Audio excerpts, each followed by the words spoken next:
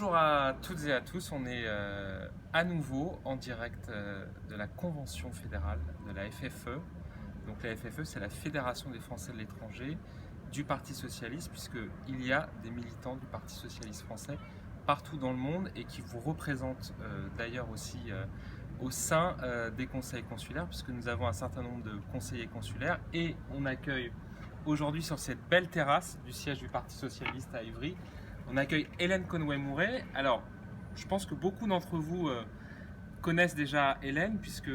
Hélène a été ministre des Français de l'étranger, ministre déléguée aux Français de l'étranger auprès du ministre des Affaires étrangères de 2012 à 2014. Et surtout, Hélène est aujourd'hui vice-présidente du Sénat. Et c'est toi, Hélène, qui a créé finalement cette nouvelle évolution démocratique du statut d'élu consulaire. Est-ce que tu peux nous en dire un mot? Et on arrive finalement à la fin de ce mandat, de ce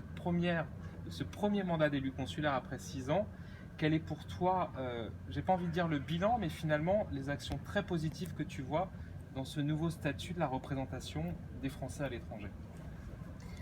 Alors bonjour,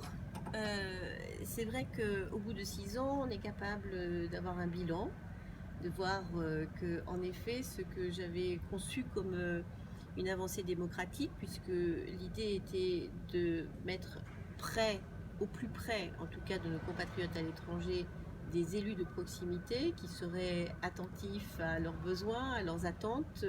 prêts à les écouter au quotidien, et que cela est beaucoup plus facile quand on habite et qu'on partage le quotidien des autres, de le comprendre, de l'appréhender et de pouvoir servir de relais pour les parlementaires et pour auprès du ministère et des administrations. Alors au bout de 6 ans, je pense que le bilan est positif. Je me suis beaucoup déplacée depuis la création des conseillers consulaires. Je suis allée au contact de ceux-là et ce que j'ai pu voir, ce sont des gens engagés, avec un mandat qui est un mandat passionnant, comme tous les mandats le sont, tous les mandats d'élus de proximité, que ce soit des maires en France ou donc les conseillers consulaires aujourd'hui à l'étranger, qui ont rendu d'énormes services personnels, qui ont été à l'initiative d'un certain nombre d'amendements que les parlementaires à l'Assemblée nationale et au Sénat ont portés,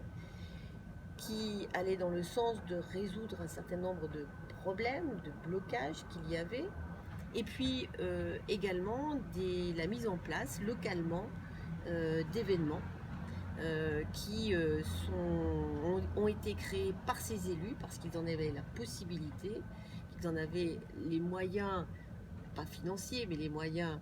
physiques, et aussi leur statut leur permettait d'être des relais auprès des autorités locales et de faire de magnifiques choses qui aujourd'hui bénéficient à l'ensemble de la communauté française. Alors ça va de la création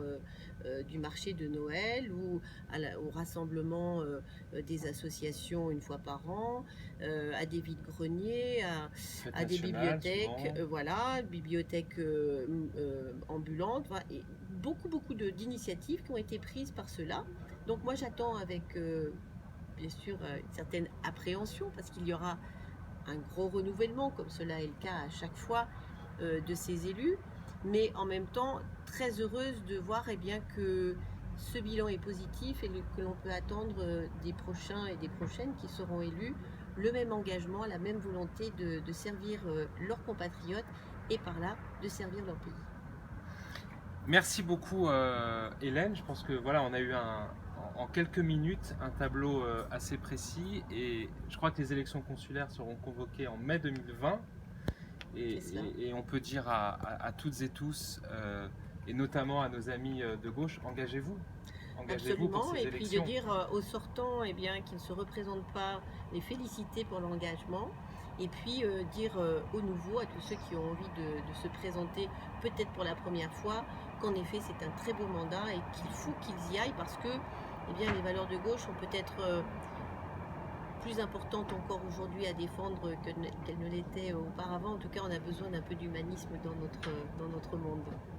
Ce sera le mot de la fin, on a besoin d'humanisme dans notre monde. Merci beaucoup Hélène, et on vous dit à très bientôt sur la chaîne de la FFE.